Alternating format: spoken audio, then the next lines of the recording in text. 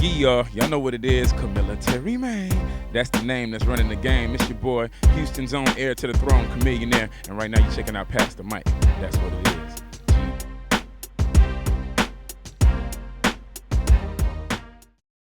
I'ma show you how to get your shine on. Turn it up, the DJ playing my song. Everybody keep on calling my phone. Which one? For those of y'all that don't know, my name is Chamillionaire, Houston's own mixtape messiah.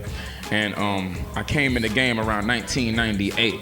You know, just passing out flyers, doing everything I had to do to try to make it in the game. Really, it was just about making money for my family because we really didn't have that much money. And I had this dream of being a big rapper and making it in the game.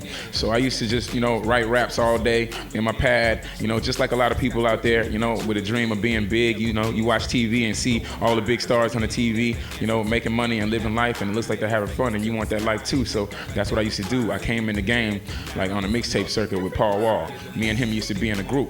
And we started with a label called the Swisher House, which is one of the biggest chopped and screwed mixtape labels in Texas. And it started growing and getting bigger and bigger. The more mixtapes we got on, we started building a bigger fan base, a real big fan base. But we wasn't really making money at that time. So we branched off and left Swisher House after, years of being on the mixtapes and really doing what I call is an internship, where you do a lot of work and don't really make no money.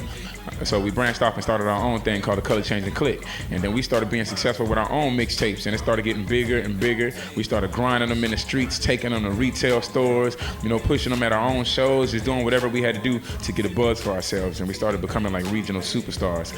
Then after that, we dropped an album called Get Your Mind Correct, which was an independent release that sold over 150,000 records independently. And after that, it was big. The majors started coming everywhere trying to sign us. And later on, me and Paul had different views, and he wanted to go back to Swisher House, and I wanted to start my own company. So I started a company called Chamillionaire, which I got to deal with Universal Records for my Chamillionaire imprint, which I am the CEO of. And they ended up getting a deal with Warner, and everybody's doing their thing. And right now, Houston is representing. So many people have blown up out of Houston, from everybody on Swisher House to Slim Thug to Lil Flip. It's crazy. But it still stain. You a lame, so your game playing mind games. I'm a pimp, so I stay. Well, as you already know, the Houston movement has kind of taken the world by storm, and I think a lot of people always ask me, why do you think the Houston scene has become so interesting to people across the globe? And I think it's basically because it's like a breath of fresh air. It's so much that people don't know about Texas that made them want to come to Texas and find out. It's kind of like with other markets. When St. Louis came out and Nelly was doing the sing rap, and a lot of people wanted to know why they were speaking like that, saying "der" and "her," and when Louisiana came out and Cash Money and Master P were doing their things, there was a lot of slang and a lot of stuff they was doing, a lifestyle that people wanted to find out about. Now Texas is that new breath of fresh air where people are curious about why we're riding with candy paint and why we have these grills with diamonds in our mouth. Some people just can't understand it. They're like, why would you spend that much money on your teeth?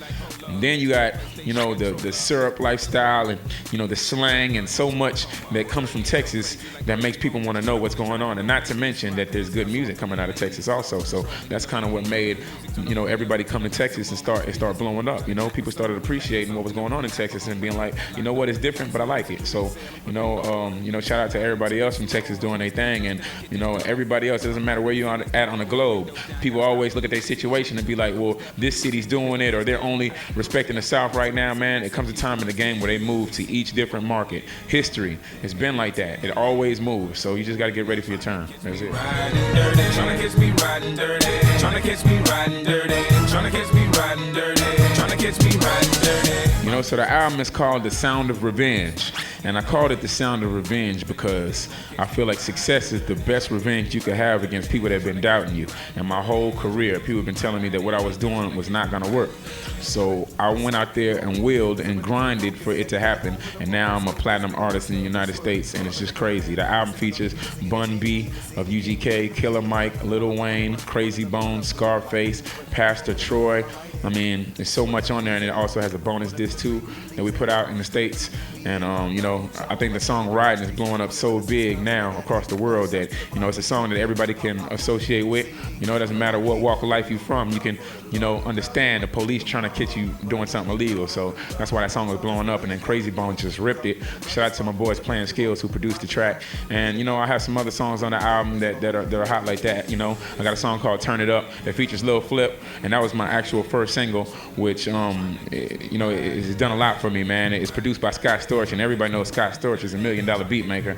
He does his thing, and it's definitely a very catchy song. And as of today, I've sold so many ringtones because of these songs. Like, I'm over the 2 million mark right now. I'm the #1 on the Universal umbrella as far as ringtones are concerned, and that's crazy. So shout out to everybody that's already supported me, everybody out there that's watching that will support and go get it, and that's going to support the rest of the records on the album. Trust me, it's a very good album.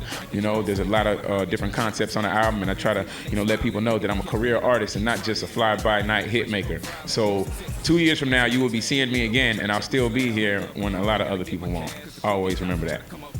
Being the baller that I am, I talk to them, giving a damn about them not feeling my attitude. When they realize I ain't even riding dirty.